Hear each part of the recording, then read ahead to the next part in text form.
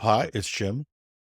Before we get into today's episode, I want to tell you about another fantastic podcast, CDW Canada Tech Talks. If you're passionate about technology and innovation, this might be a podcast you want to check out. Join host KJ Burke as he and industry experts dive into the latest trends, insights, and strategies shaping the tech landscape in Canada. From hybrid cloud to AI adoption, CDW Canada Tech Talks covers it all. Don't miss out. Visit cdw.ca/tech talks to tune in today. There's a link in the show notes, and you might find a surprising guest on the show. And now, back to our regularly scheduled programming.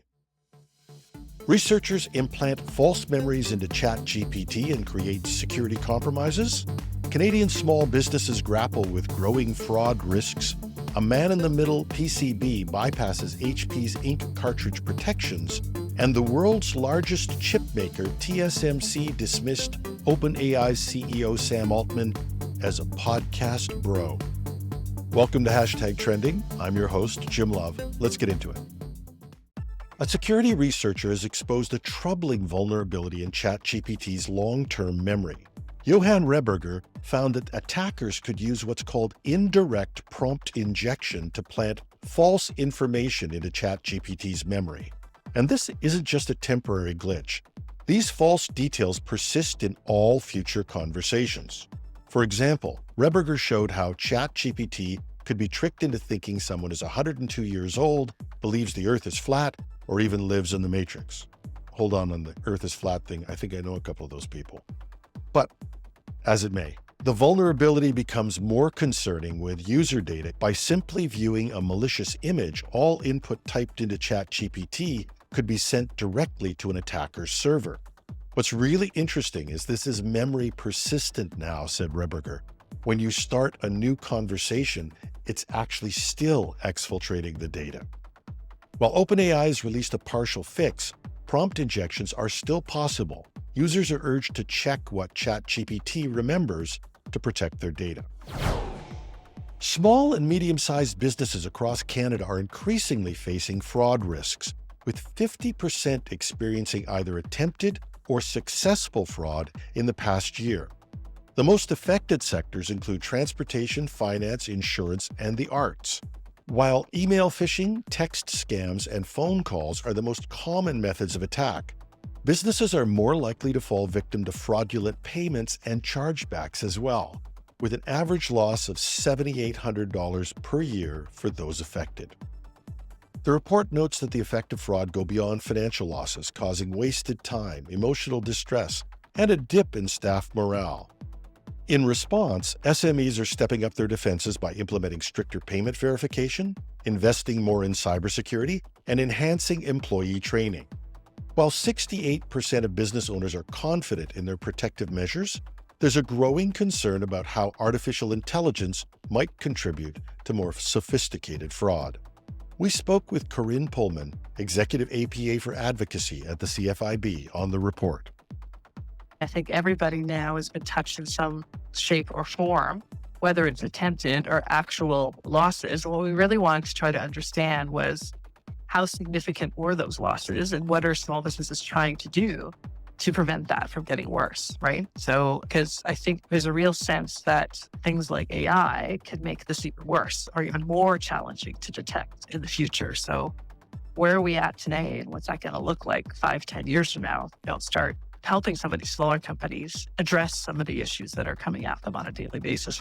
We all get the texts and the emails, right? If AI can eventually copy the voice of somebody you know well and asks you for money, it's hard to know, is this legit or not legitimate? And so we really wanted to understand how extensive was this assault. With these evolving threats, it's clear that businesses must stay vigilant and adapt their strategies to stay ahead of potential fraudsters. We commend the CFIB for doing this work, and there's a link to the study on our show notes. HP inkjet printers have long used digital rights management, DRM, to force users into purchasing their official ink cartridges. But a new workaround shared by J Summit employs a man-in-the-middle attack to sidestep HP's restrictions.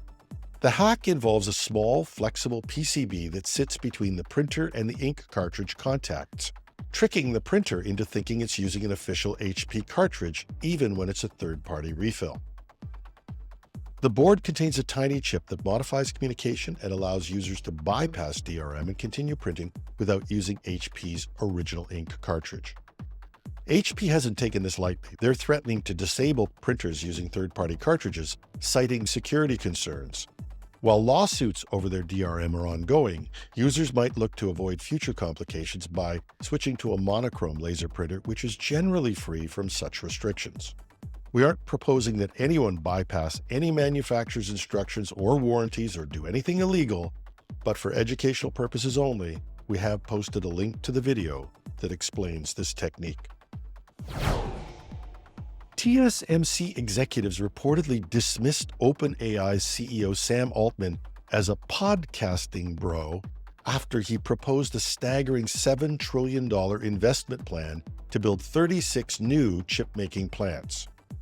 During his tour of Asia last winter, Altman pitched his AI vision to industry giants like TSMC, Samsung, and SK Hynix, hoping to tap into their manufacturing power.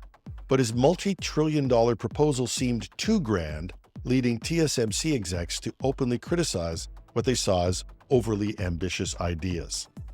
Sources say that Altman's plan, which has since been scaled back to a more realistic hundreds of billions, would still require massive funding and construction spanning years. TSMC's chairman, Dr. C.C. Wei, called Altman too aggressive in his approach. Talks with other manufacturers like Samsung were cut short over national security concerns, partly due to the United Arab Emirates' ties with China. While OpenAI's vision for AI-driven growth faces hurdles, backers like Microsoft and NVIDIA continue to explore the possibilities, even as the tech world searches for that elusive killer app to drive AI adoption. And we just want to say that podcasting bro as a pejorative? That's harsh. And that's our show for today. More detail on these stories and more at technewsday.com, where you'll find the show notes and past episodes. Thanks to our sponsors, CDW and KJ Burke's CDW Canada Tech Talks. Check it out if you get the chance. You can find it, like us, on Spotify, Apple, or at the link we've given on the show notes. Reach me at editorial@technewsday.ca. I'm your host, Jim Love. Have a marvelous Monday.